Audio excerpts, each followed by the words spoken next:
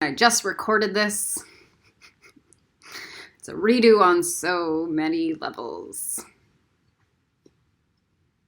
Charlie goes, no, go back to the beginning. Here comes the racist comedy show. Oh no. The Scarlet Later. All right, college. I was at Otis, College of Art and Design. Half of our school is Korean. The rest of it, multicultural.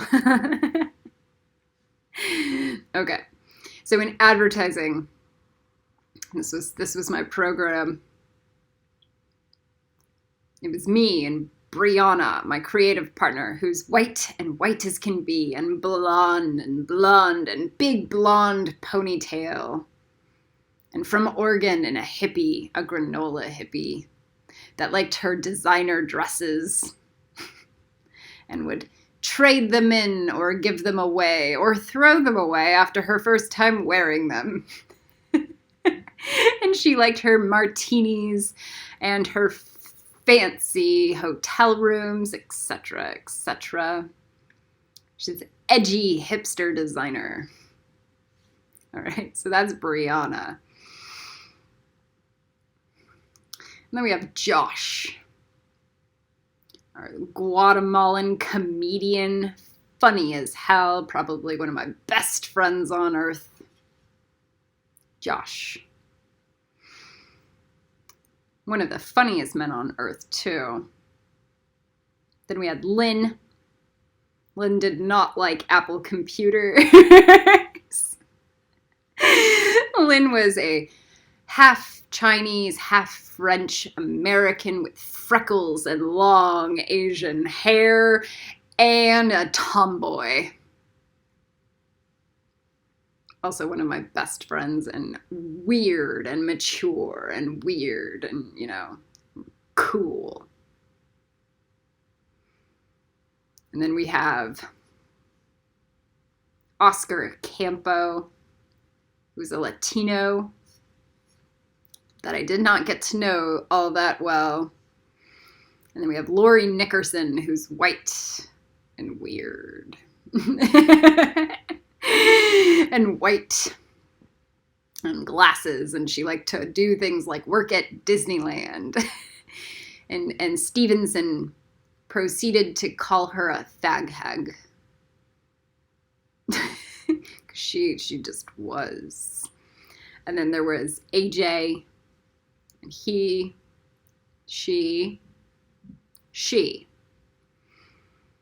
was from Hawaii and a Polynesian and one of the world's greatest graphic designers. And then we had Eleanor, who was the failure. And Eleanor was Korean, I believe. I do not know. We all thought Eleanor paid her way through college. Sorry, Eleanor. And then there were a few others, and I just don't remember them. It's been, it's been a decade or longer. But nonetheless, we had about 12 people in our advertising group, and at the smallest 8. So Brianna and I found Gavin Maddox, a comedian. He owned the best page in the universe.com. And on his website, he has this whole comedy spiel where he rips into little children's artwork for being fucking shitty. And you read it and you die. And you read it and you're like, this is hysterical. I've never heard a comedian just tear little children's artwork up into pieces. So on page 2 of the little children's artwork, There was a little girl named Rachel, which is my name, you know, my birth name. And it's of a blue background, and stick figures are drawn in white, and the ground is drawn in white, and the dog is drawn in white, and the rainbow is drawn in white. And he goes, racist.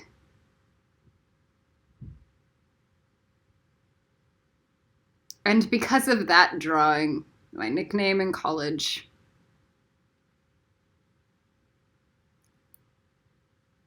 was racist. And I had no problem with it. And then we have Freeman, who's black and gorgeous and looks like an Abercrombie model. And I went to live with him. And then Joffrey, who's mixed race.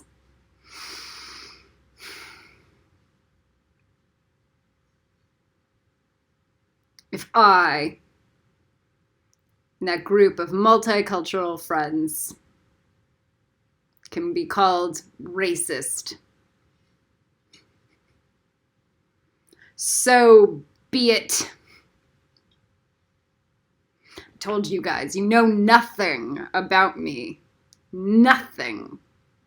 Now, on to the Scarlet Later. You have shadows in your subconscious, shadows everywhere of what you create in your life. And when you own it, it dispels the toxic energy around it. When you run from it, it perpetuates it. Oh, by the way, this is Charity. You'll meet her in Tiferet.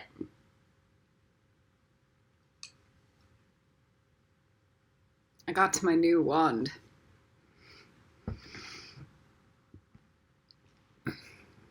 Let me give you an example.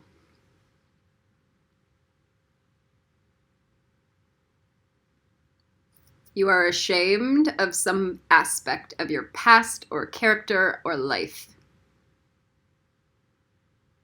And you do not front it.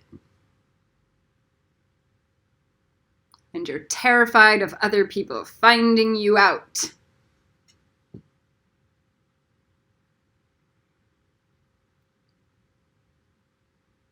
And so you run and you lie and you run and you lie and you run and you hide and you run. As if, you know,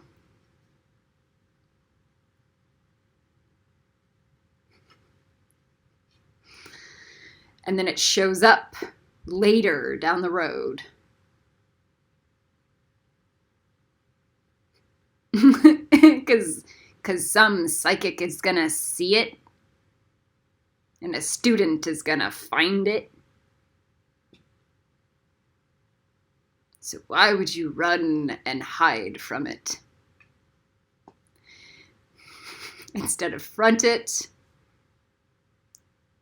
and find a way to dispel the charge. For example, when I was 17, I got my first job, my real job. Was a hostess. And then I became a hostess at Hooters afterwards. And then 18 years old, on my birthday, it was like right after I became a waitress at Hooters. Man, the lessons I learned there. There's nothing to humble and humiliate somebody. Like an 18-year-old trying to just finish high school and paying her own rent. To know, like, you're getting paid And then some guy can pick you up and throw you over his shoulders because he got drunk. Or he can grab your ass.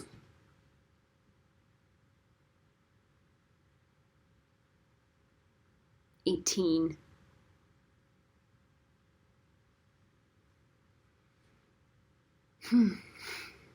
It's not like the security guards didn't punish him or them, you know.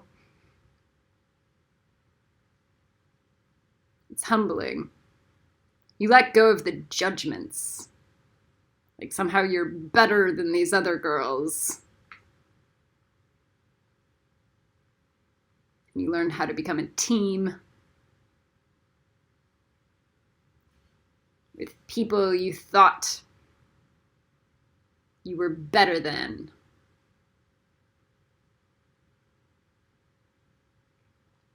So I get to college and I move to LA. And I start to work in strip clubs. Not stripping. I couldn't develop the courage to do that. Man, that would have been an easy way to make money. But not on the soul, not on my soul or my, oh God. But I did work as a hostess. And even that was just humbling and hard enough.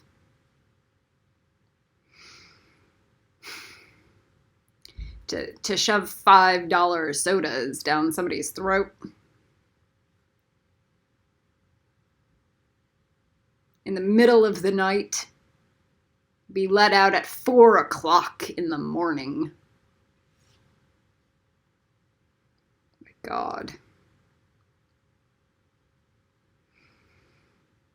I couldn't even last 2 weeks at each club. I think I tried 2 or 3. I tried 3, I believe. But I really only worked at 2.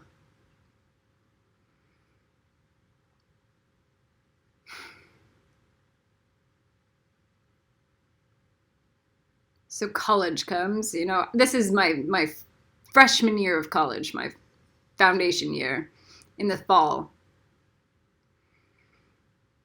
By the next summer, I'm low on money. I didn't spend money properly. I didn't even know how to. And the school doesn't help.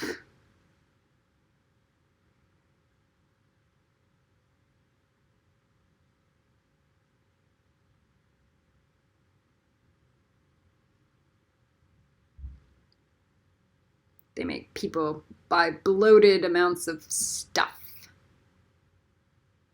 for unreasonable amounts of money.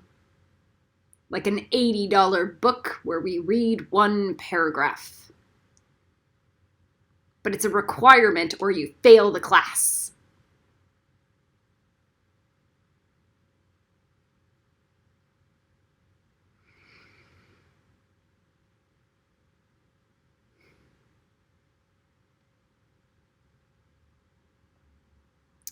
So I posed nude.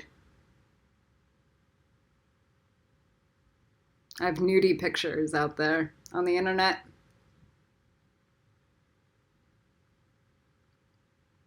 People find them. About 6 months later, maybe less.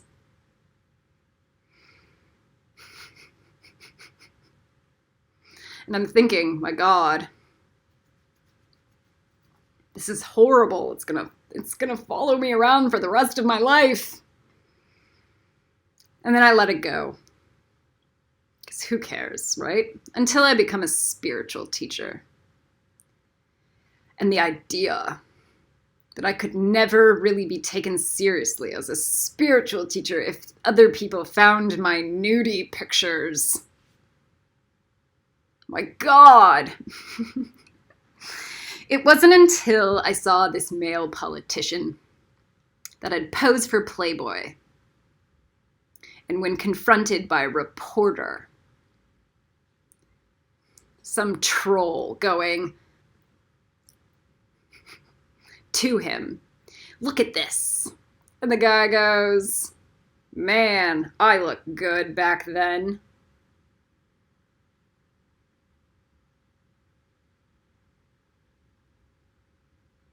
He owned it. Not only did he own it, he stole all the power from the reporter.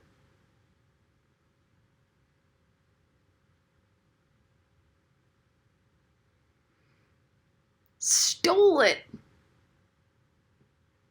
Man, I looked good back then.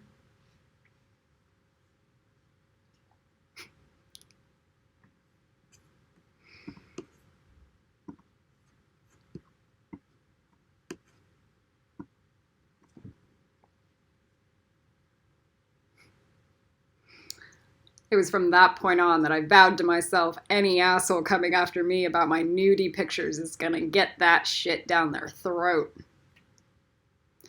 Man, I was in the best shape of my life back then. I was Wonder Woman back then. That was the time of my life where I pulled my grades from D's to A's and worked out 2 hours a day.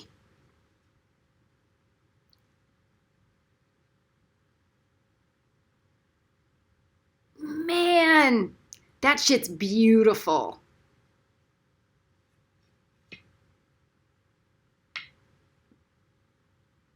Find those shadows in your life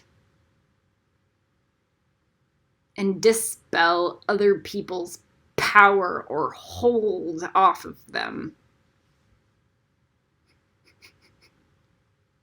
Now, for the Black Lives Matter movement. I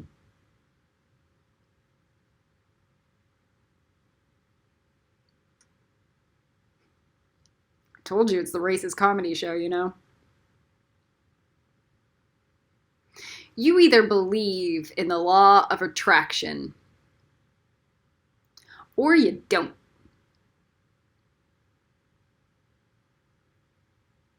You either believe in karma or you don't.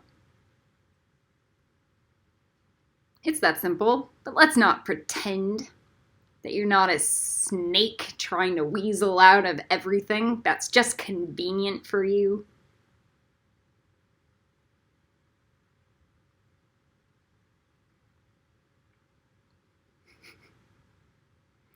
I am racist.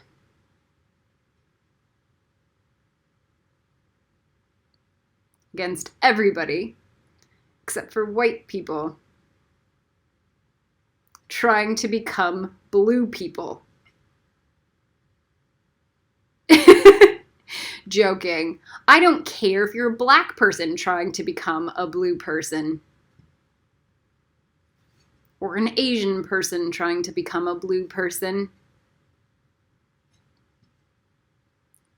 Or a Hispanic trying to become a blue person, or a Persian, Iranian trying to become a blue person. Or a Middle Easterner from another Afghani woman, Muslim, whatever, trying to become a blue person. I am racist against everybody who is not a blue person, at least on the inside.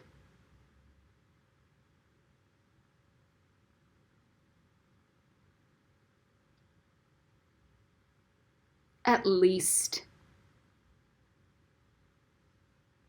Does Black Lives Matter?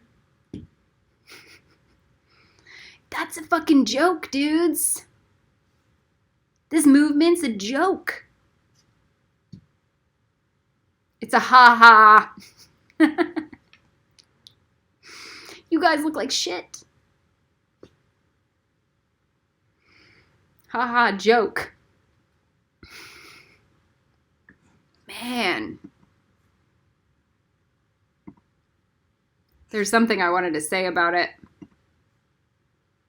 Like, oh my God, black people.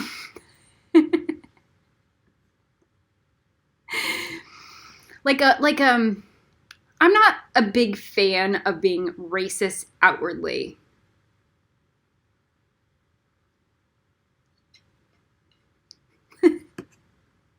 Just inwardly.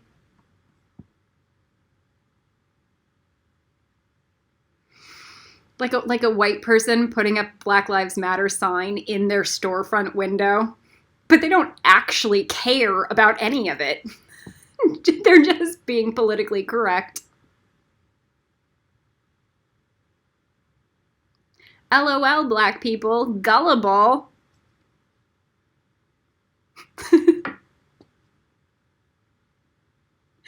Gullibility checks here, please. Please. Now, do you really need a white hippie person to tell you that your life matters?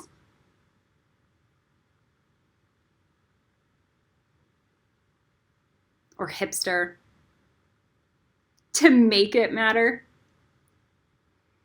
Man, I had nobody. Me? No one.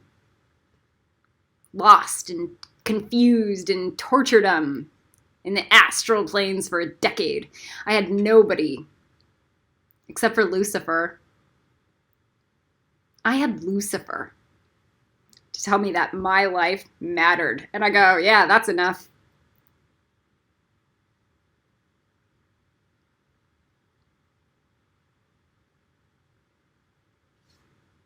You think I care about your skin color?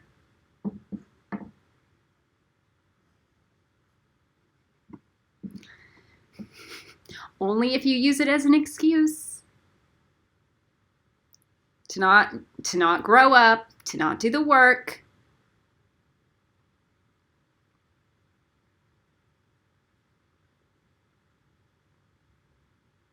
The same thing goes with old people and young people, to an extent, you know?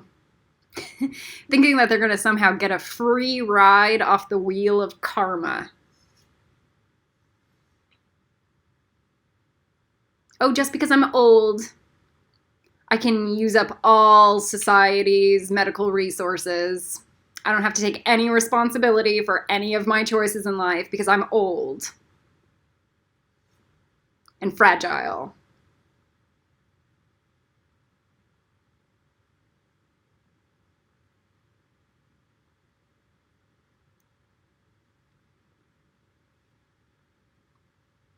Here's the deal. The only way I actually give a shit, really give a shit about your skin color, is if you actually transmute into something blue. Evolved people, some kind of mastery around something. Shapeshifting, genomes turned on. Can I study with you? Kali Ren out.